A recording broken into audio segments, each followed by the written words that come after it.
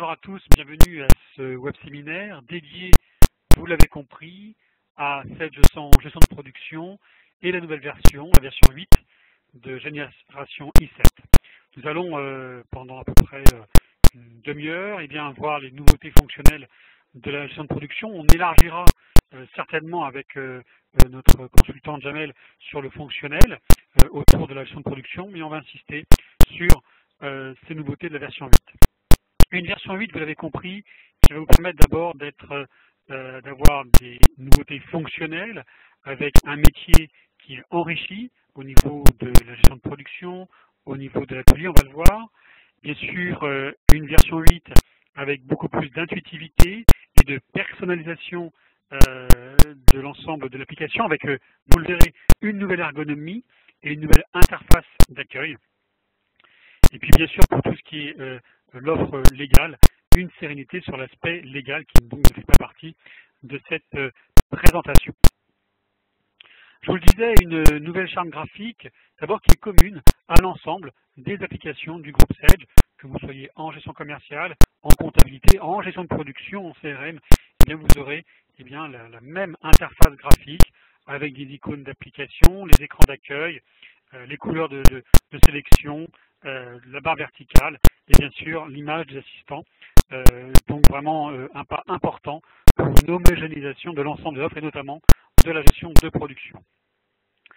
IntuiSage, vous allez découvrir son utilité et tous les bénéfices que va vous proposer cet écran d'accueil qui va vous accompagner d'abord à l'ouverture de l'application mais également durant l'utilisation de la gestion de production avec un écran d'accueil de démarrage avec différents raccourcis et puis des icônes qui vont permettre, des tuiles qui vont vous permettre d'accéder rapidement à certaines fonctionnalités, qui soient d'ailleurs internes dans la gestion de production ou externes, beaucoup plus rapidement. Un onglet favori, vous découvrirez cela également, et puis une partie Sage Connect, où vous pourrez être en contact rapidement et simplement avec l'ensemble de Sage. Rentrons précisément maintenant dans la gestion de production avec des nouveautés fonctionnelles que vous retrouvez, si vous le souhaitez, sur l'espace sage.fr ou auprès de votre commercial et partenaire Sage, avec une liste non exhaustive sur les nouveautés qui ont été déployées sur cette version. Je ne vais pas forcément toutes les lister. Vous avez des outillages, la qualité, bien sûr, le diviseur, les widgets avec l'information en temps réel. On verra aussi des choses intéressantes sur la maintenance préventive et puis le planning. Et puis bien sûr le calcul de besoins nets. Voilà, je vais surtout laisser place à la démonstration avec Jamel. Ok, merci Laurent. Donc on va rentrer directement dans la présentation de l'application Sage en gestion de production. Avant tout ça, juste pour remettre un peu le module dans son contexte, donc c'est un module complémentaire à la gestion commerciale Sage qui va venir apporter du fonctionnel lié au domaine de la production. Tout d'abord, on va regarder les données techniques. Les données techniques, la première des données, c'est l'article. Donc évidemment, ces articles sont récupérés de la base gestion commerciale, qui est la base maîtresse en termes de données. Donc on va retrouver les articles ici sous forme de liste. Et dès lors que vous aurez des listes dans le logiciel, ce sera sous deux formats différents. Le premier, c'est le format qu'on appelle nous liste basique, où vous avez les principales informations, la possibilité de consulter pour aller un peu plus dans le détail. Et puis le format tableau qui lui ressemble un peu à ce qu'on peut avoir dans Microsoft Excel et qui donne la possibilité d'aller plus loin en termes de recherche et de filtres. Si par exemple au niveau de la colonne référence, je commence à taper une référence, vous voyez qu'il y a des filtres qui s'activent automatiquement. Évidemment cette recherche on peut la faire sur toutes les colonnes. La possibilité d'avoir des filtres personnalisés, des supérieurs, contiens, évidemment des filtres qui se cumulent au niveau de chaque colonne, des tris un peu partout, vous voyez, et puis la possibilité de faire des regroupements qui peut être intéressante. Par exemple, si je regroupe par famille, vous voyez qu'il y a mes articles qui sont directement répartis par famille. La possibilité au niveau des choix des colonnes d'afficher les colonnes qui vous intéressent uniquement. On peut masquer ainsi les colonnes qui ne nous concernent pas, et ce choix de colonnes est enregistré au niveau de l'utilisateur pour que vous n'ayez pas à refaire ces filtres systématiquement chaque fois que vous entrez dans l'application. Ok, prenons un article pour voir un peu la constitution de la fiche article. On va retrouver des informations standards, la référence, désignation, le type, la famille, etc. Toutes ces informations qui proviennent de la gestion commerciale. Et puis un certain nombre d'informations qui, elles, sont plus liées à la prod, comme le coût de revient, par exemple, qui est le résultat d'un calcul interne, qui est la somme des coûts gamme et des coûts nomenclature. Rapidement, au niveau de la fiche article, on va pouvoir visualiser la gamme opératoire et la nomenclature, et toujours cette possibilité au niveau des données spécifiques d'attacher des documents, tout type de documents, un plan de montage, une photo, et puis d'ajouter enfin des champs libres, des champs supplémentaires qui peuvent être de tout type, commentaires, texte, date, chiffres, etc. Ce qui est intéressant, c'est que ces champs supplémentaires qu'on vient rajouter ici, dès lors qu'ils ont été rajoutés, on peut les utiliser dans la liste pour faire des filtres et des tris et faire des recherches dessus. Voilà, j'en ai fini avec la fiche article. Maintenant, l'autre donnée technique importante, c'est la nomenclature. Donc la nomenclature, c'est assez standard. On a un composé et puis une liste de composants. Là, on est vraiment dans une notion assez standardisée. On a en plus, côté gestion de production, la possibilité de gérer des taux de perte pour anticiper, par exemple, au niveau des approvisionnements et des consommations. On finit par la donnée technique, la dernière, c'est qui est la gamme opératoire. Cette gamme opératoire, ça va être en fait le descriptif de notre processus de fabrication. On a la liste des opérations qui décrivent le mode de fabrication de notre produit. Donc une liste d'opérations, chaque opération étant une tâche qui est réalisée sur une machine ou un groupe de machines et qui va prendre un certain temps. Le temps, on peut l'exprimer en temps fixe, on appelle temps de réglage, ou en temps variable, donc évidemment temps de production, en cadence, etc. Deux objectifs pour l'opération, pour la gamme opératoire. Le premier objectif, c'est un calcul de coût de revient, puisque si je sais combien de temps dure mon opération et que j'ai affecté des taux horaires à mes machines et à mon personnel, je suis capable de calculer un coût de fabrication. Et enfin, le deuxième objectif, c'est la planification. De la même manière, si je sais combien de temps dure mon opération et sur quelle machine elle doit passer, je suis capable de planifier mon atelier. Voilà rapidement pour les données techniques principales, évidemment, la possibilité de créer la liste de nos machines, notre parc machine, pour pouvoir suivre la planif et les événements dans l'atelier.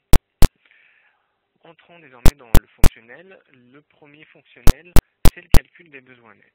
Donc alors je lance un calcul des besoins. Donc là on a un calcul qui va aller prendre un certain nombre d'éléments en compte, des éléments qui proviennent de la GESCOM, comme les commandes, les stocks mini. On va aller regarder les encours de fabrication, les encours d'achat, et puis les prévisions. Et en fonction de tout ça, on va faire des propositions de fabrication, des propositions d'achat. Tout d'abord, les propositions de fabrication. Vous voyez, c'est sous forme de lignes, sous forme de listes, un peu comme les listes que je vous ai montrées juste avant.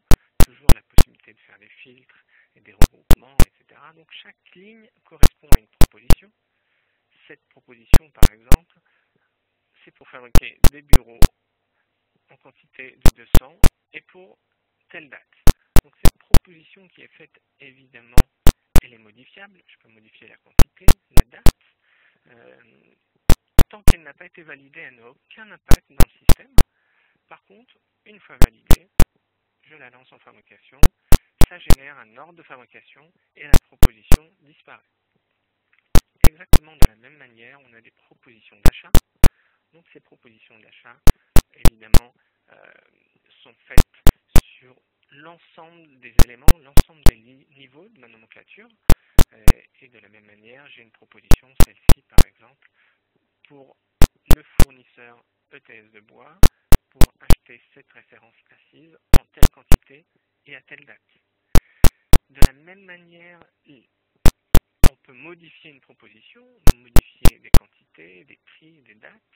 Éventuellement, on peut aller chercher des fournisseurs alternatifs si jamais ils ont été référencés sur mon article, voire même choisir un nouveau fournisseur non référencé. La possibilité toujours de faire des regroupements. Donc si je sélectionne plusieurs propositions, vous voyez j'ai 2 propositions pour le mois de juillet, je peux les regrouper de manière à en faire une seule pour minimiser mes coûts de transport. Et toujours de la même façon, je peux également les découper pour passer cet achat chez différents fournisseurs par exemple, ou à différentes dates. L'ensemble de ces propositions, une fois validées, en cliquant sur préparation d'achat, donc la proposition disparaît et va aller générer en gestion commerciale un document d'achat ou donc un bon de commande ou une préparation de commande. Dans la dernière version, on a également des propositions de sous-traitance. Donc là, il s'agit de l'ensemble des articles qui sont complètement sous-traités pour lesquels on a une proposition. Une fois validée, cette proposition générera non seulement un OF côté production, mais également une commande d'achat de prestations dans la gestion commerciale. Un dernier élément sur le calcul des besoins nets, ce sont les prévisions. Donc les prévisions qui permettent d'anticiper les fabrications et les approvisionnements. 3 modes de création des prévisions. Le premier mode, c'est de la saisie. Je crée une prévision qui va être hebdomadaire, mensuelle ou quotidienne. Et il suffit d'aller chercher ma référence et de saisir les quantités que je pense vendre dans le futur. Et je valide. Donc ici, c'est le premier mode qui est le mode saisie. On peut également générer des prévisions en fonction d'un historique. Donc on va aller observer l'historique de vente qui se trouve dans les factures de la gestion commerciale. On va définir une tendance de mon activité et puis en fonction de cet historique et éventuellement d'un coefficient pondérateur pour signifier que mon activité est plutôt à la hausse ou alors plutôt à la baisse, on va générer une prévision pour un horizon qu'on va pouvoir paramétrer. Donc ça c'est la deuxième façon de générer des prévisions. Enfin, la dernière, c'est de faire un import. On se met d'accord sur un fichier Excel qui doit ressembler à ce tableau que vous avez sous les yeux. Et on fait un import et on génère une prévision dans le système. Et dès lors qu'on a des prévisions, on peut en tenir compte comme besoin dans le calcul des besoins nets. Donc voilà rapidement pour le calcul des besoins qui nous a aidé à générer nos achats côté GESCOM et nos OF côté production. Dès lors qu'on a des ordres de fabrication, on peut les planifier. Donc via le module de planification, je lance un calcul du planning, je démarre. Et là, j'ai une proposition de planification sous forme de diagramme de Gantt avec la liste des machines et la liste des opérations. On a, vous l'avez vu, un certain nombre d'alertes pour signifier le résultat du calcul. On a soit une alerte verte pour dire que le système a calculé les éléments de manière normale. On peut avoir des alertes orange comme celle que vous venez de voir pour signifier que lors du calcul, des données sont incohérentes, par exemple, et vous manque des informations sur vos AF. L'ensemble de ces alertes peuvent être consultées dans le journal des événements. Donc cette proposition, vous voyez, sous forme de diagramme de Gantt, donc ce n'est qu'une proposition. Je peux, cette opération qui a été planifiée sur cette machine, la déplacer pour la mettre sur une autre machine, et changer la date. Voilà.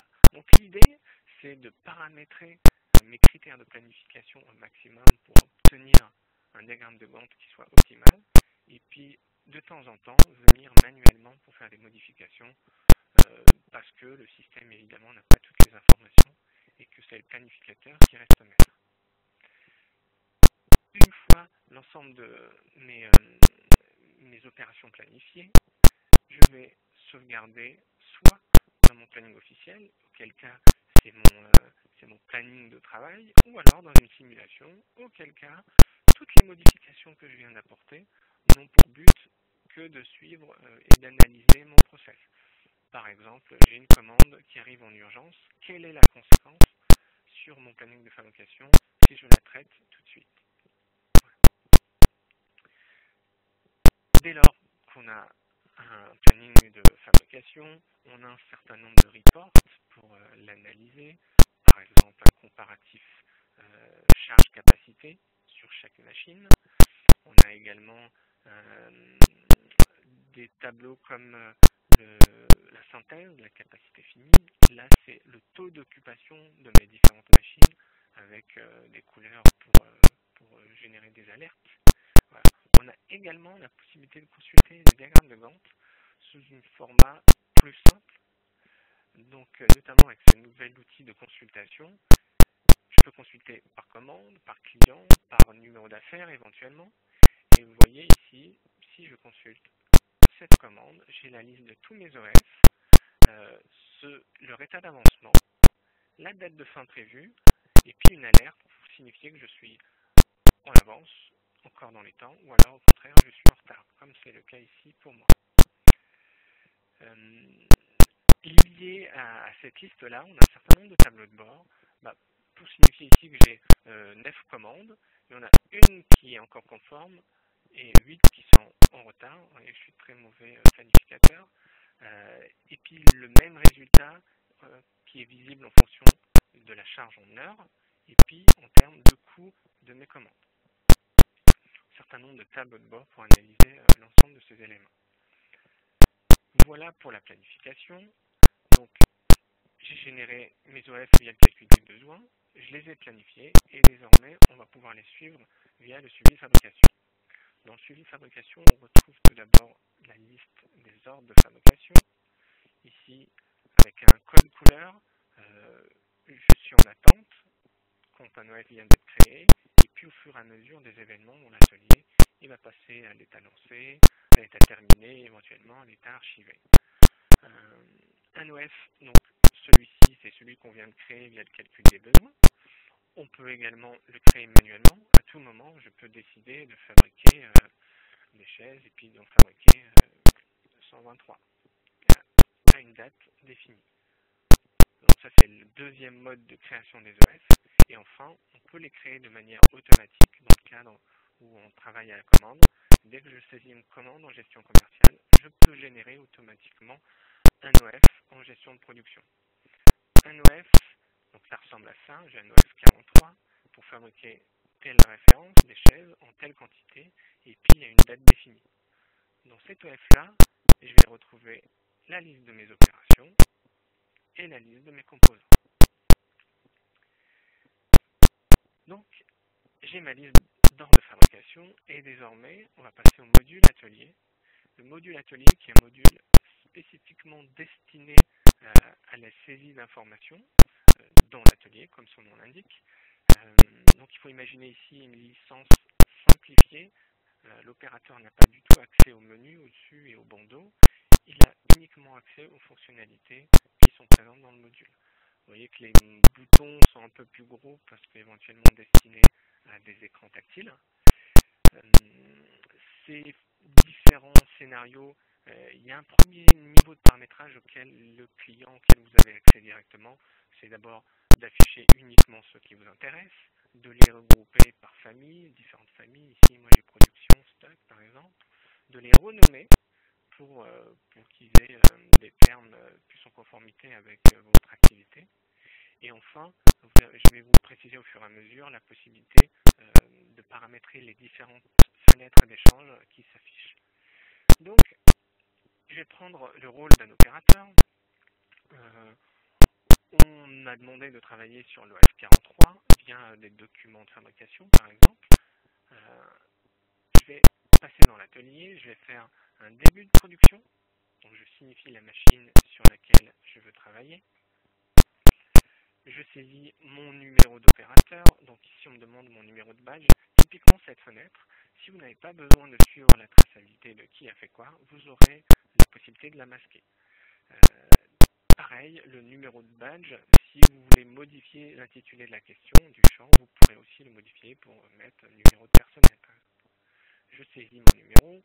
on m'affiche la liste des opérations telles que je les ai planifiées.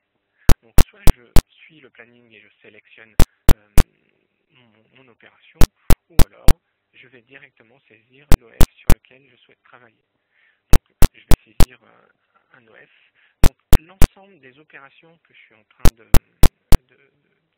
réaliser, l'ensemble de ces saisies, peuvent être faites donc directement via un clavier ou alors via des douchettes, via un scanner. Ce que je viens de faire, c'est que je viens donner l'information à mon système que j'ai commencé à travailler. À partir de là, si je regarde dans ma liste, l'OS 38 que je viens de commencer, il passe en vert à l'état lancé. Si côté superviseur, je regarde au niveau des machines, j'ai la liste de toutes les machines qui sont en cours de travail, notamment la machine, les bavureuses 1 qui fait des chaises pour tel OS avec telle personne. Je peux avoir une vision un peu plus globale avec l'ensemble de mes machines, notamment celle-ci donc, qui est en cours de travail et puis une autre qui est en maintenance. Ça permet d'avoir une vision un peu plus macro. Et puis surtout, le fait d'avoir déclaré un début de production sur cet OF-là, qui n'était peut-être pas prévu aujourd'hui, va avoir un impact sur l'ensemble de ma planification, quitte à repousser les opérations que j'avais prévues à aujourd'hui dans le temps, ou alors les répartir sur différentes machines. Donc la planification tient compte de l'encours. J'ai fini de travailler, je clique sur fin de production, je sélectionne ma machine et l'opération sur laquelle je vais faire ma déclaration. La première question, c'est la quantité bonne, donc la quantité bonne fabriquée. Je déclare en avoir fabriqué 10, je valide. Éventuellement, on peut gérer des quantités rebutées. Donc, je sélectionne une quantité rebutée et dès lors, on me demande de saisir un motif, une cause de rebut. Ici, ça va être une liste que vous allez paramétrer en fonction de l'ensemble des causes de rebut que vous rencontrez dans votre métier. Ça permet ainsi de garder un historique et de suivre des statistiques. On me demande si j'ai fini, ou alors si je suspends l'opération parce que mon chef m'a demandé de traiter une urgence, ou alors c'est en fin de journée par exemple, et je vais reprendre ma fabrication le lendemain. Donc une fois que j'ai fait ça, j'ai déclaré une quantité de 10. Si je suis à la dernière opération de mon OF, cette quantité de 10 va se retrouver en gestion commerciale. On va pouvoir la facturer, faire une expédition, donc reprendre un process tout à fait normal en GESCOM. J'ai fabriqué 11 pièces au total, 10 bonnes et une rebutée. Donc normalement j'ai consommé de la matière pour ces articles-là. Donc cette matière, je pourrais la consommer de manière automatique avec la post-consommation et ainsi avoir des niveaux de stock matière qui sont toujours bons et à jour. Je peux également faire de la consommation manuelle.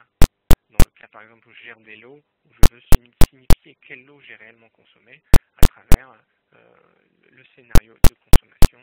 Par exemple, si je sélectionne un OF, j'ai la liste de ses composants et pour chacun des composants, je vais pouvoir saisir la quantité réellement consommée.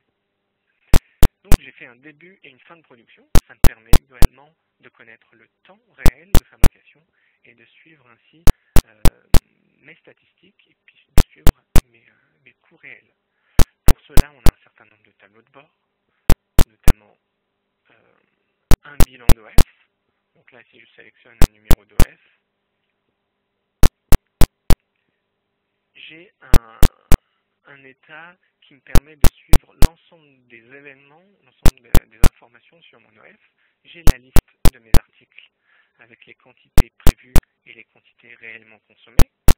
J'ai la liste de mes opérations avec les temps théoriques et les temps réellement déclarés dans l'atelier. Ça me permet ainsi de comparer un coût théorique par rapport à un coût réel et de suivre mes coûts réels de fabrication, donc mon coût de revient, et éventuellement de suivre son évolution dans le temps pour soit mettre à jour mes données techniques, soit mettre à jour mon prix de vente le cas échéant.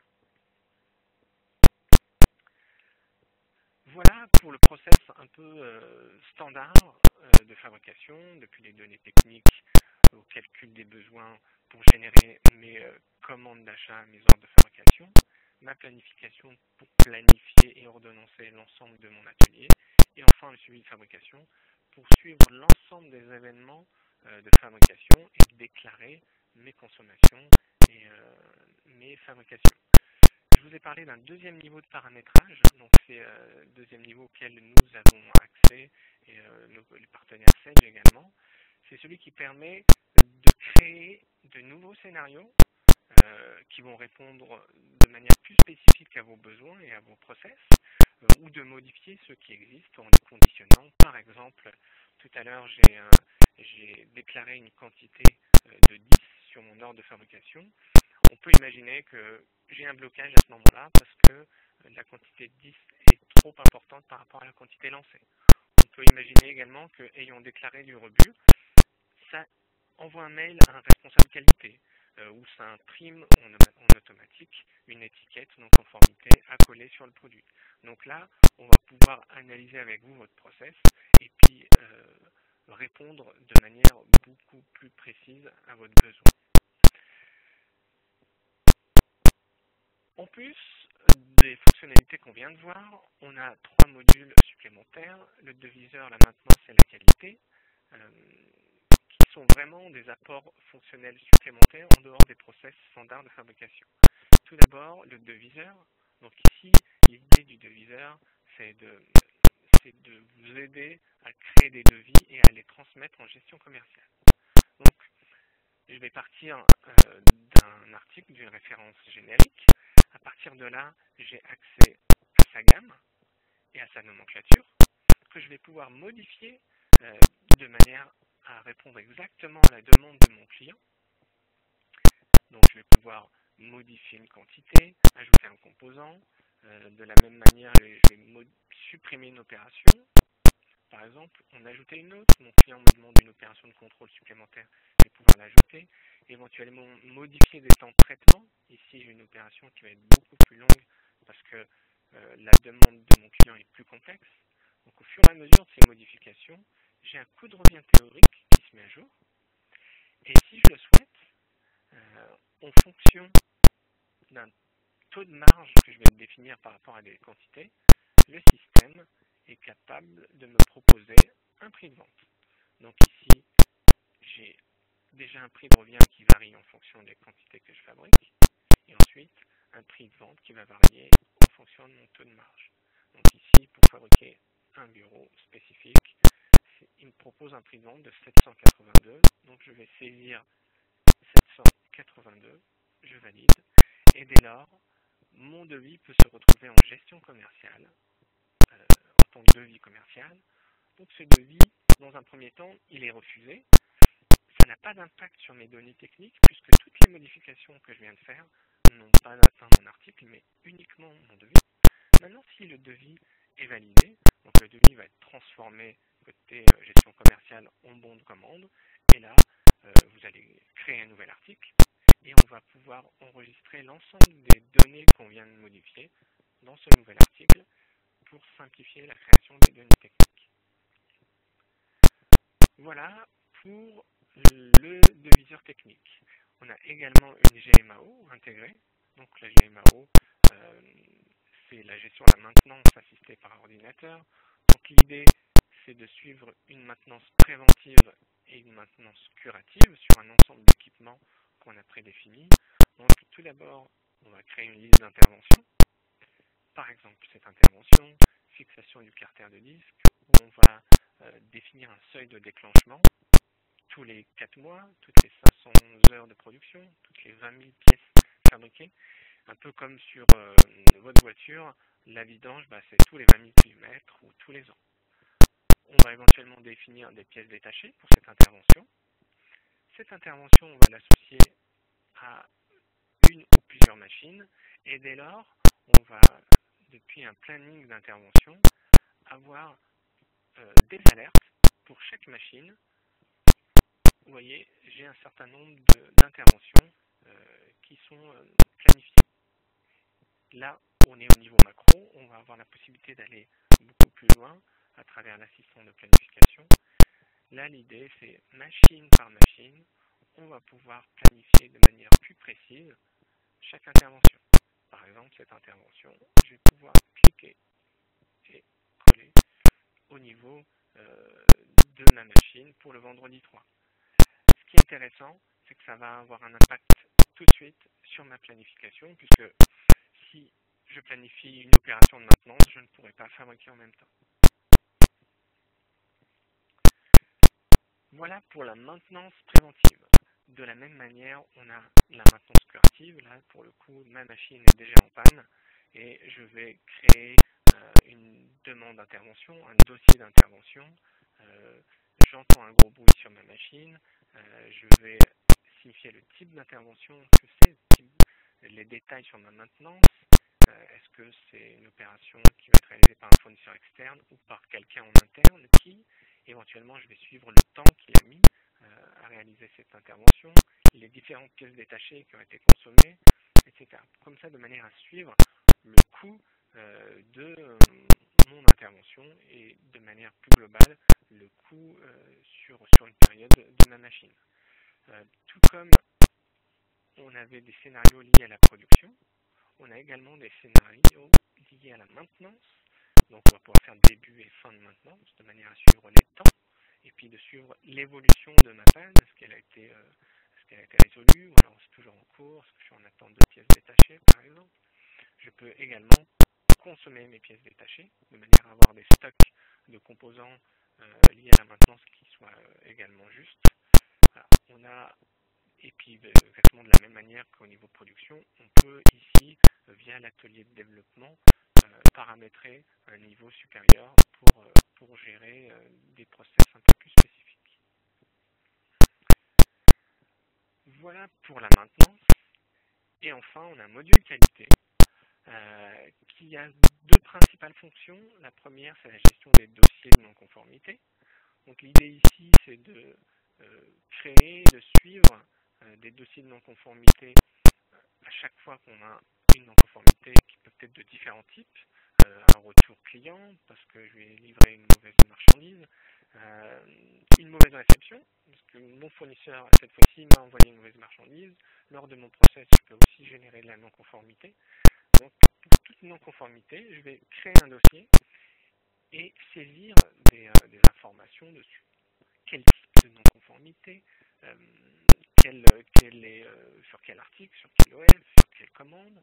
Je vais pouvoir suivre l'ensemble des anomalies constatées dans cette non-conformité, également des actions correctives ou préventives que j'ai mises en place de manière à m'assurer que cette problématique ne se reproduise plus, pouvoir suivre les coûts de ma non-conformité. Si j'ai livré une mauvaise marchandise et que j'ai un retour, je vais peut-être passer du temps à faire un tri, je vais peut-être relancer une nouvelle fabrication, j'ai peut-être des pénalités vis-à-vis du client, donc je vais pouvoir suivre comme ça le coût de ma non-conformité. Voilà, là c'est vraiment le premier objectif, la première fonctionnalité de ce module qualité avec le but vraiment principal de pouvoir justifier à un client, à un auditeur, de tout ce que j'ai mis en place, mon amélioration continue, pour faire en sorte que mes process soient toujours les meilleurs. Deuxième fonctionnalité, c'est la gamme de contrôle. Donc la gamme de contrôle a pour objectif de remplacer les feuilles de contrôle papier. Donc je vais créer une liste de questions, une liste de points de contrôle. Par exemple, ce point de contrôle température, donc c'est du texte, et puis un type de réponse qu'on attend, un nombre, une date, une validation, oui, non, etc. Et puis un intervalle de tolérance. Je vais créer comme ça une liste de points de contrôle. Cette liste-là, je vais l'associer à un ou plusieurs articles. Et à partir de là, toujours dans mon module atelier, qui est vraiment notre module principal de saisie d'informations, j'ai un bouton qui s'appelle gamme de contrôle. Si je clique dessus, j'ai différents points d'entrée. Ici, je vais contrôler un article. Donc si je contrôle mon article chaise, j'ai la liste des points de contrôle des différents gammes de contrôle que j'ai renseignées pour cet article-là, notamment celle-ci, avec les questions suivantes. Vérifier l'état du carton. Est-ce que c'est bon? Oui ou non? Je mets oui. Saisie de quantité, présence de documents, etc. Là, il y a l'ensemble de mes questions qui vont s'enchaîner jusqu'à la dernière. Ainsi, dans un premier temps, on va retrouver l'ensemble des relevés qualité qui ont été réalisés, notamment celui d'aujourd'hui, avec la liste des questions et la liste des réponses. Vous voyez, j'ai une alerte parce que une des réponses qui a été apportée est hors tolérance, donc on peut considérer ce contrôle comme non conforme. Donc voilà, déjà, à travers les relevés qualité, on va retrouver l'ensemble de nos contrôles, l'ensemble de nos enregistrements, de manière à faire des statistiques, de manière aussi à montrer que le contrôle a bien été réalisé, à un auditeur par exemple. Ensuite, nous, à travers un deuxième niveau de paramétrage, on peut aller beaucoup plus loin. On peut conditionner des événements dans l'atelier en fonction des réponses qui ont été apportées. On peut par exemple dire que si le résultat de mon contrôle est non conforme, je veux envoyer un mail à un responsable qualité. Je veux créer de manière automatique un dossier de non-conformité.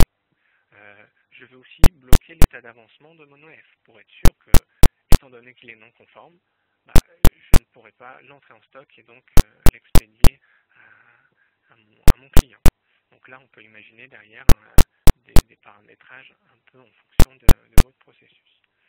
Donc voilà un peu l'ensemble des fonctionnalités qu'on a vu avec vraiment un process global depuis les données techniques, le calcul des besoins pour avoir des stocks justes, la planification pour satisfaire le client en termes de délai, et puis occuper l'ensemble de nos machines, le suivi de fabrication pour suivre et renseigner l'ensemble des événements de l'atelier, le deviseur technique pour réaliser des devis au meilleur prix, la maintenance pour garantir que nos machines, via la maintenance préventive, sont toujours en bon état de marche, et puis de suivre et de garder l'historique de toutes les interventions, et enfin la qualité, qui est indispensable de manière à communiquer l'ensemble des actions d'amélioration continue qu'on a mis en place, et puis suivre nos contrôles qualité et avoir des actions qui sont conditionnées par le résultat de ces contrôles. Voilà, on a fait le tour des fonctionnalités. Laurent, je te rends la parole. Très bien, merci Jamel, merci pour cette présentation très concrète, vous avez pu le voir. Je vous invite, si vous êtes client, donc à vous adresser à votre partenaire. Si vous êtes prospect, à contacter directement Sedge. Et puis, bien sûr, les équipes commerciales de Sedge sont à votre disposition pour vraiment toutes les informations, les maquettes, les démonstrations plus approfondies que celles que nous venons voir en fonction de votre métier, bien sûr. Nous avons des spécificités par métier, l'agroalimentaire, la chimie, l'électronique, etc. Pour vraiment adapter notre offre à vos solutions. Merci à tous, merci Jamel et puis bonne journée.